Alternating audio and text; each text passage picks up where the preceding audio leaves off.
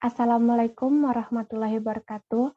Salam sejahtera bagi kita semua yang menonton video ini. Perkenalkan, nama saya Risa Sofia Rahma, NIM 1841066, kelas SIPB, mahasiswa STIMIK Widya Cipta Dharma, Samarinda. Di sini saya ingin mempresentasikan tugas mata kuliah seminar IT dengan judul proyek Rancang Bangun Sistem Informasi Manajemen Aset berbasis web pada Departemen IT di PT Gunung Bara Utama, Kabupaten Kutai Barat. Dan di sini dosen pembimbing saya yaitu Bapak Dr. Haji Nur Sobah, Eskom Mkom. Baik, untuk mempersingkat waktu, mari kita masuk ke pembahasan proyek. Let's go! Di sini saya akan menjelaskan sedikit tentang permasalahan yang terjadi di Departemen IT PT Gunung Bara Utama Kabupaten Kutai Barat. Dalam pelaksanaan tugasnya banyak sekali pekerjaan atau proyek-proyek yang sedang dilaksanakan dan tidak hanya pada di suatu tempat saja. Hal ini membutuhkan pengawasan yang ekstra agar pekerja tersebut selesai sesuai dengan waktu yang ditentukan. Masalah yang terjadi saat ini adalah sulitnya memonitoring pekerjaan yang sedang dilaksanakan terkait dengan perkembangan pekerjaan. Hal ini disebabkan beberapa faktor, salah satunya proses pencatatan atau pelaporan data aset yang dilakukan secara manual. Artinya, jika ada barang baru atau barang lama, seseorang pengawas akan mencatat seluruh laporan perkembangan wajib setiap saat. Tentu dengan adanya permasalahan yang terjadi di Departemen IT, maka timbullah kesadaran saya untuk membangun sebuah sistem yang dapat mempermudah dalam pengelolaan data, mempercepat proses pencatatan informasi yang akurat, mengurangi penumpukan arsip, dan memudahkan pengelolaan dalam pencarian data. Metode pengembangan sistem dengan metodologi berorientasi objek. Aplikasi ini dibangun berbasis web dengan database MySQL Server. Baik, di sini ruang lingkup dalam penelitiannya mencakup dua. Yang pertama, bagaimana melakukan pengelolaan terhadap semua aset yang dimiliki oleh Departemen IT. Yang kedua, dalam sistem tersebut meliputi modul data, barang masuk, data barang keluar, user, invoice, dan data satuan barang.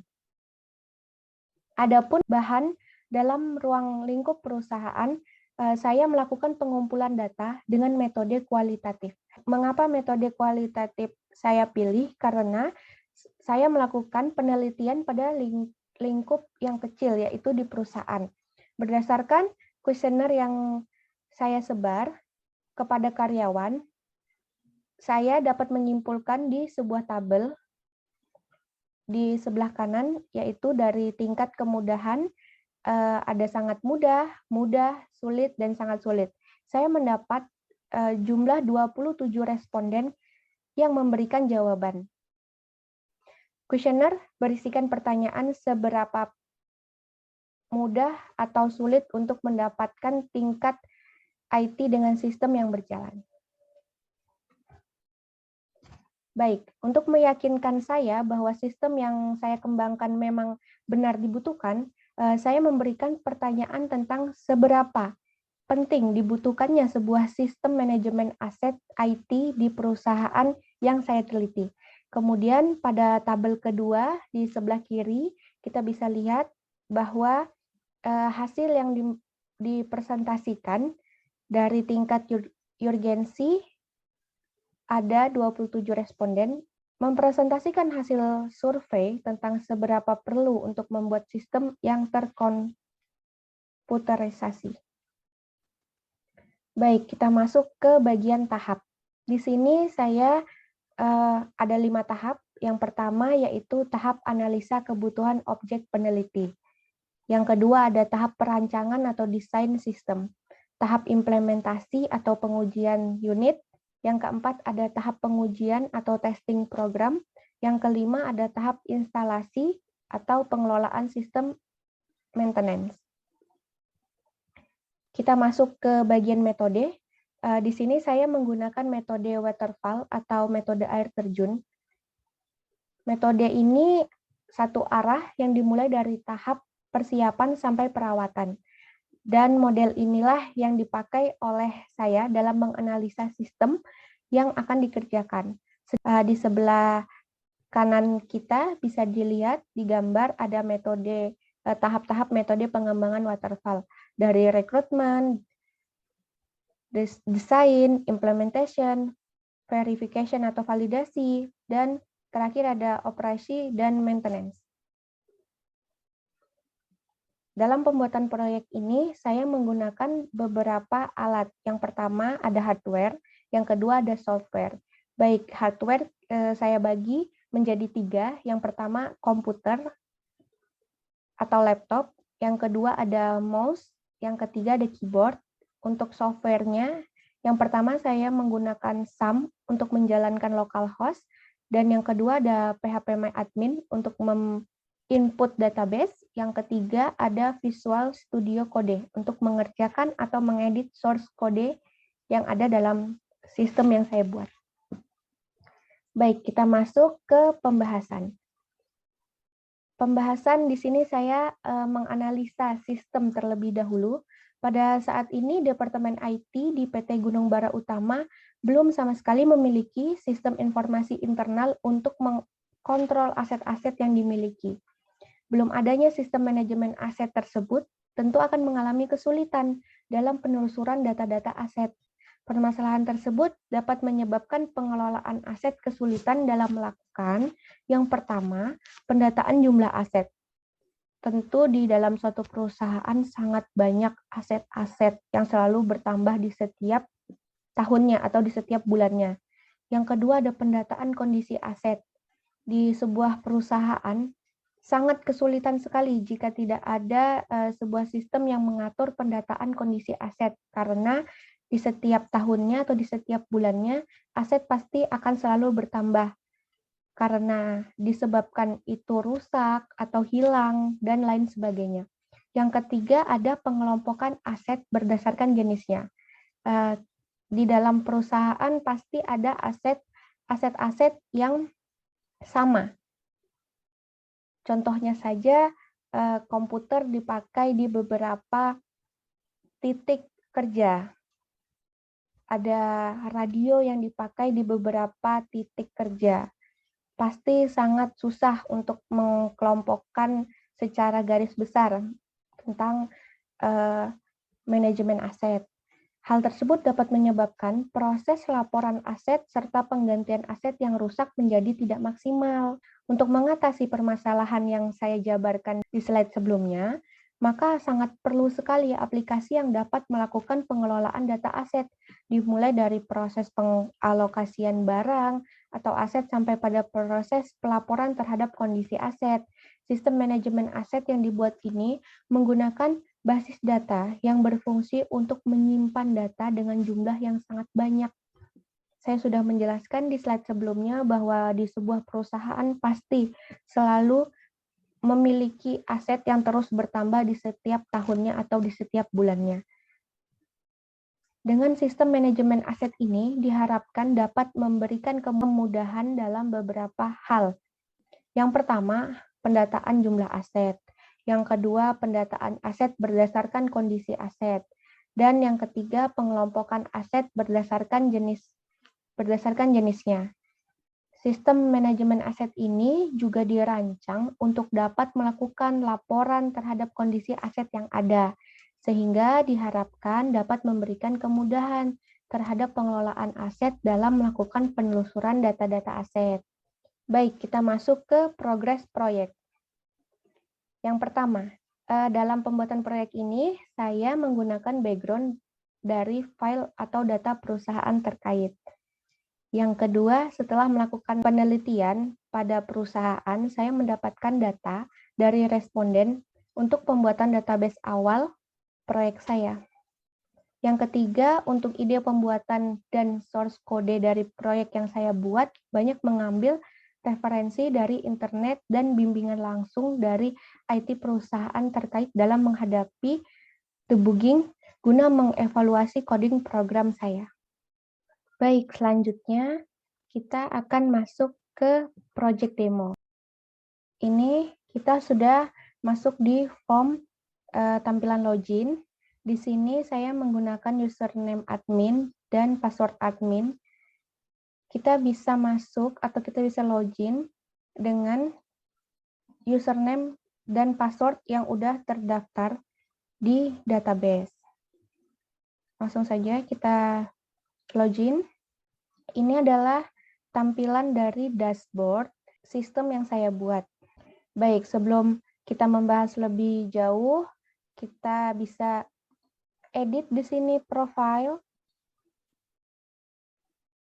Kita bisa mengganti nama kita, username kita, email yang terdaftar, password, kita bisa mengganti password juga di sini. Kita bisa mengganti foto profil kita, seperti yang saya lakukan ini adalah foto profil saya pribadi.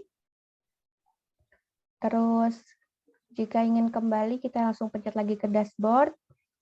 Kita masuk ke tambah data barang masuk. Tampilannya adalah seperti ini. Di sini kita bisa menginput data barang masuk atau aset baru yang mau didata. Di sini ada ID transaksi, ada tanggal, ada lokasi, ada kode di sini, ada nama barangnya, ada satuan, dan kita bisa mengatur jumlah aset yang kita ingin masukkan. Selanjutnya di sini ada form tambah satuan barang. Nah, kita bisa mengedit atau menambah satuan barang dan kode satuan barangnya. Baik, kita masuk ke sekarang yang pertama, tabel barang masuk. Tabel barang masuk ini kita bisa melihat list yang sudah saya masukkan sebelumnya di database. Ini adalah data yang saya dapatkan dari perusahaan terkait. Contohnya seperti ini. Kita bisa nge-search juga di sini, cari nama barang yang sama.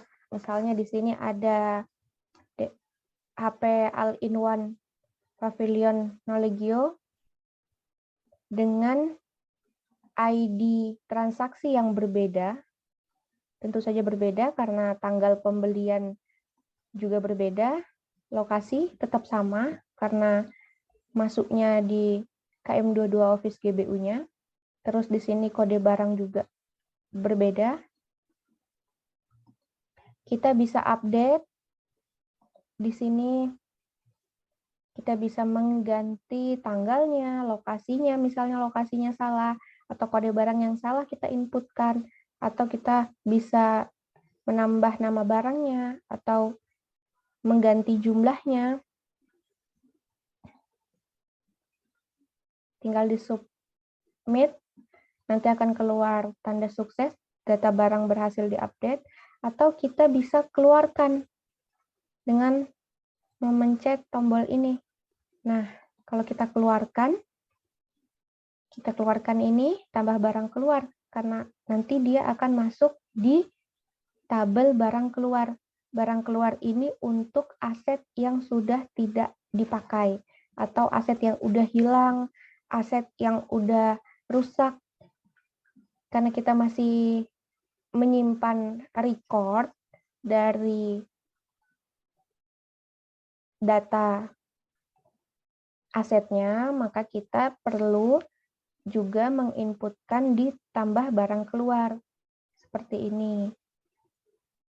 Kalau kita submit, misalnya kita ganti tanggalnya dari tanggal hari ini. Kita ganti tanggal hari ini, misalnya kita submit. Nah, maka ada pemberitahuan sukses, data barang berhasil diupdate, sukses, data berhasil keluar. Tidak ada di sini. Jumlahnya juga akan berkurang jadi 4. Tadinya 5, sekarang 4. Karena kita sudah masukkan dia ke tabel barang keluar. Nah, contohnya seperti ini. Lalu di sini ada tanda sukses, data berhasil diupdate. Kita juga bisa nih menambahkan langsung dari tombol input di sini.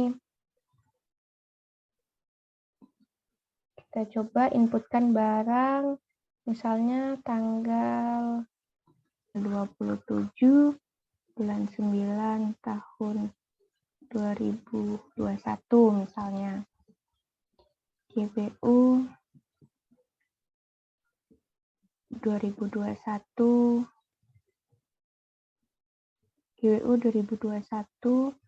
927. Nama barangnya misalnya laptop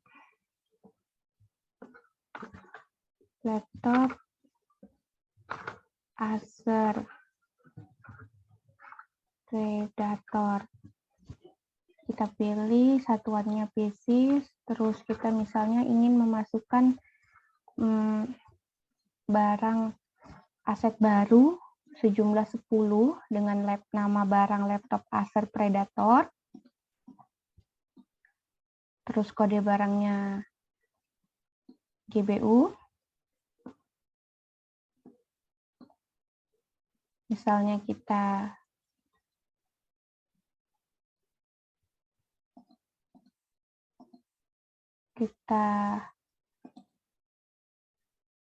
submit. Kita pilih lokasi Kalimantan Timur misalnya, kita submit. Maka kita bisa lihat dari inputan tadi di list barang. Nah, sudah bertambah teman-teman. Di sini ada WG 202137540682, ID transaksinya tanggalnya tanggal 27, lokasinya Kalimantan Timur, kode barangnya GBU, nama barangnya laptop Acer Predator. Kurang lebih seperti itu tadi project demo kita. Di sini kita masuk di slide pengujian. Saya menggunakan pengujian dari Blackbox pada halaman login. Nah, ini adalah tabelnya. Deskripsi. Yang pertama, admin input, username serta password yang benar, maka hasil yang dapat diterapkan, sistem akan menampilkan halaman utama, seperti yang tadi sudah saya demokan kepada teman-teman. Dari hasil pengujian, berhasil login, dan sistem menampilkan halaman utama, halaman dashboard. Kesimpulannya dapat diterima. Yang kedua ada mengisi username dan password yang salah. Hasil yang diharapkan, sistem akan menolak akses login dan menampilkan pesan user tidak dapat ditemukan. Tadi kita menginputkan username dan password yang benar ya teman-teman. Jadi kita bisa login. Nah, hasil pengujian dari mengisi username dan password yang salah, sistem dapat menolak akses login dan menampilkan pesan user tidak ditemukan. Kesimpulannya diterima. Yang ketiga ada mengosongkan username dan langsung menekan tombol login. Sistem akan menolak akses login dan menampilkan pesan username harus diisi. Sistem dapat menolak akses login dan menampilkan pesan username harus diisi. Kesimpulannya diterima. Yang terakhir ada mengosongkan password dan langsung menekan button login. Hasil yang diharapkan, sistem akan menolak akses login dan menampilkan pesan password harus diisi. Hasil pengujiannya, sistem dapat menolak akses login dan menampilkan pesan password yang harus diisi. Kesimpulannya diterima. Selanjutnya, pengujian black box pada halaman tambah aset baru. Tadi teman-teman sudah melihat saya mencontohkan atau mendemokan proyek saya dengan menambah aset baru atau barang baru. Maka saya tadi menginput data aset dengan mengisi semua data dan menekan tombol simpan atau tombol submit. Hasil yang diharapkan menginputkan data aset dengan mengisi semua file, maka sistem dapat menyimpan data dan menampilkan pesan data berhasil disimpan. Kemudian pada list data aset akan bertambah. Tadi teman-teman melihat di demo project saya, ada tulisan data berhasil disimpan atau data berhasil diupdate ketika kita mengupdate.